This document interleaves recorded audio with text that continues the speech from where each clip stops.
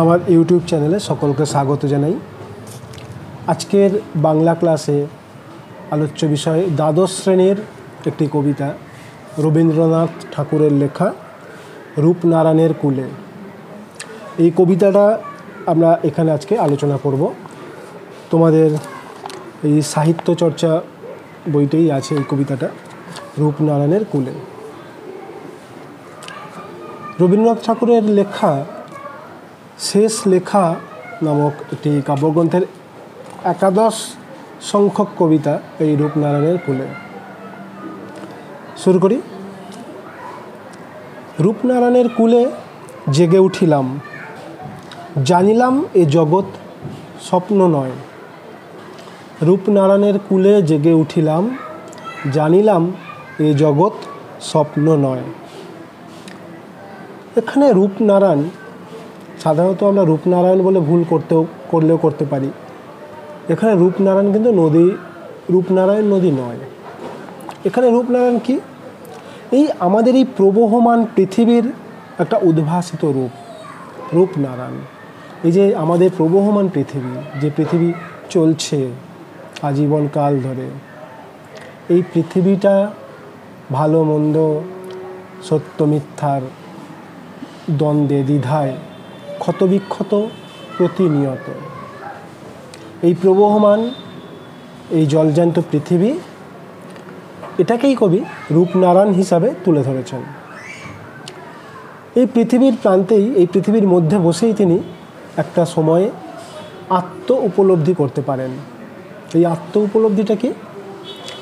জানিলাম এ জগৎ স্বপ্ন নয়। এটাই তার আত্ম উপলব্ধি, যে এই যে জগৎ, এই যে পৃথিবী, এটা কিন্তু স্বপ্ন নয়, বাস্তব, রূঢ়, কঠিন, নির্মম বাস্তব। সেই জন্য তিনি বলছেন জানিলাম এ জগৎ স্বপ্ন নয়। কেন স্বপ্ন নয়?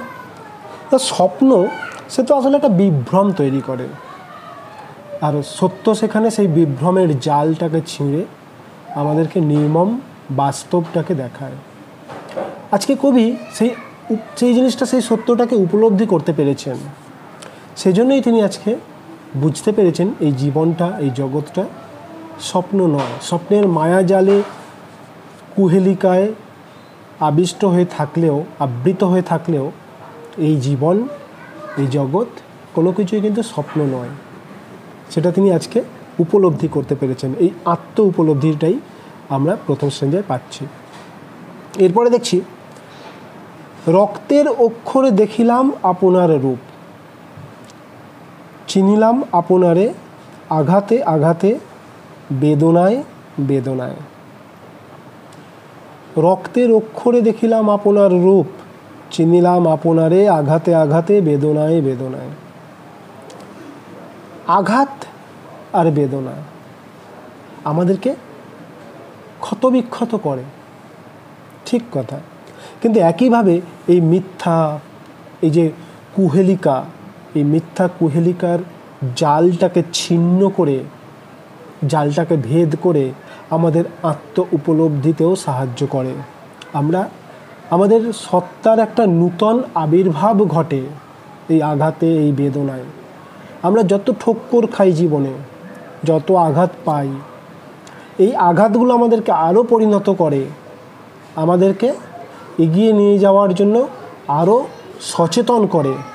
ঠিক একইভাবেই কবিও বলছেন যে নিজের রূপটাকে তিনি চিনতে পারলেন আঘাতে আঘাতে, বেদনায় বেদনায়। যত আঘাত, যত কষ্ট, তাতে তার আত্ম উপলব্ধিটা আরও সহজ হচ্ছে। আমরা জানি কবি ব্যক্তিগত জীবনে অনেক দুঃখ, অনেক শোক, তাপ পেয়েছেন, এবং সেই কারণেই তার এই উপলব্ধিটা আরও সহজ থেকে সহজতর হয়েছে। এই দার্শনিক উপলব্ধি, যে সত্য সবসময় মিথ্যার এই রঙিন জালটাকে, মিথ্যার এই কুয়াশাটাকে ভেদ করে দেয়। আমাদের কষ্ট হয় এই মিথ্যার ফানুসটা যখন ফেটে যায়, আমাদের কষ্ট হলেও আমাদের কিন্তু সত্যের চরম রূপটা আমরা দেখতে পাই। এটা একদিক থেকে আমাদের জীবনে এগিয়ে যাওয়ার পথে একটা পাথেয় হিসাবে কাজ করে। এরপর তিনি বলছেন, সত্য যে কঠিন, কঠিনেরে ভালোবাসিলাম, সে কখনো করে না বঞ্চনা। এই যে জীবনে প্রতিনিয়ত আঘাতে আঘাতে নির্মম যে সত্য তার পরিস্ফুটন, সেটা কিন্তু কখনো বঞ্চনা করে না। সত্যটা সে তার পরিস্ফুটন ঘটে আঘাতে আঘাতে, রক্তে রক্তে, কিন্তু সে কখনো বঞ্চনা করে না। মিথ্যা আমাদের বঞ্চনা করে। আমরা যখন স্বপ্নের মধ্যে থাকি, সেটা স্বপ্ন তো এক ধরনের মিথ্যা। স্বপ্ন যখন ভেঙে যায় তখন আমাদের কষ্ট হয় যে এত সুন্দর একটা স্বপ্ন ভেঙে গেল। অর্থাৎ স্বপ্ন আমাদের বঞ্চনা করলো, আমাদেরকে প্রতারণা করলো। কিন্তু সত্য কঠোর, কঠিন, নির্মম, কিন্তু বাস্তব। আর বাস্তব বলেই সত্য কখনো আমাদের বঞ্চনা করে না, সত্য কখনো আমাদের প্রতারণা করে না। এই জন্যই কবি বলছেন, সত্য যে কঠিন, কঠিনেরে ভালোবাসিলাম, সে কখনো করে না বঞ্চনা। সত্য কঠিন হতে পারে, নির্মম হতে পারে, কিন্তু সে প্রতারক নয়, সে বঞ্চনা করে না, সে আমাদের কখনোই কোনোভাবে প্রতারণা করে না।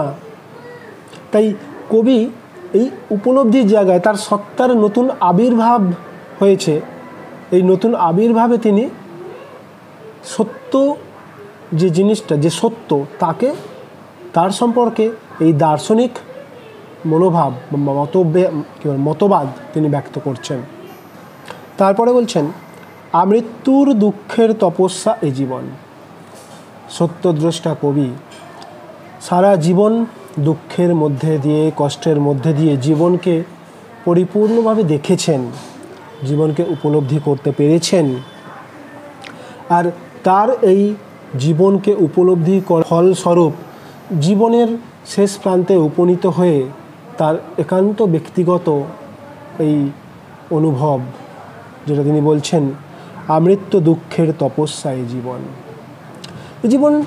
জীবনের দুঃখের অন্ধকারের দিন পেরিয়ে একান্তই ব্যক্তিগত কবির এই অনুভব, কবির ব্যক্তি সত্তা ছাড়িয়ে একটা সার্বজনীন অনুভবে পরিণত হয়েছে।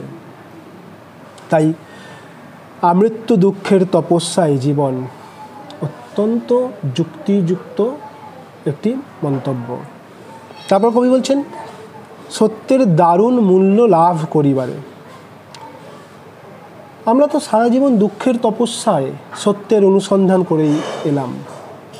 মানব জীবনের শাশ্বত সত্য, এই মানব জীবনের শাশ্বত সত্য, এর যে মূল্য, সেই মূল্য আমরা কিন্তু দুঃখের মাধ্যমেই চোকাই। সত্যের মূল্য সবসময় দুঃখের মাধ্যমেই আমাদের চোকাতে হয়। আর মৃত্যুতে সকল দেনা শোধ করে দিতে, মৃত্যুর মধ্যে দিয়েই আমাদের এই পৃথিবীতে সকল দেনা শোধ করে যেতে হয়। সত্য উপলব্ধির পথে বাধা, বিভ্রান্তি অসংখ্য। তাই এই সব কিছুকে দুঃখের তপস্যা দিয়ে আমাদের অতিক্রম করতে হয়। দুঃখের তপস্যা দিয়েই সত্যের পথের সমস্ত বাধা বিপত্তি আমাদের অতিক্রম করতে হয়। তাই জীবন সায়ান্নে এসে কবি যখন শোনেন সেই কথা, সেথা সিংহদ্বারে বাজে দিন অবসানের রাগিনী, যার মূর্ছনায় মেশা এ জন্মের যা কিছু সুন্দর, স্পর্শ যা করেছে প্রাণ এ দীর্ঘ যাত্রা পথে, পূর্ণতার ইঙ্গিত জানায়। মৃত্যুতে এভাবেই আমাদের সকল দেনা শোধ করে দিতে হয় জীবনের কাছে। পূর্ণতার কাছে সত্যের দাবি পূরণের মধ্যে দিয়েই আমাদের সব দেনা সে শোধ করে যেতে হয়। একমাত্র সত্যের আশ্রয়ে ভর করেই জীবন ও মৃত্যুর বৃত্ত সম্পূর্ণ হয়। এটা সত্যদ্রষ্টা কবি রবীন্দ্রনাথ ঠাকুরের অনুভব। আশা করি তোমাদের সকলকে বোঝাতে পেরেছি।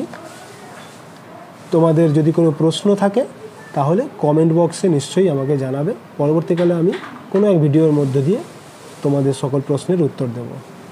Good bye.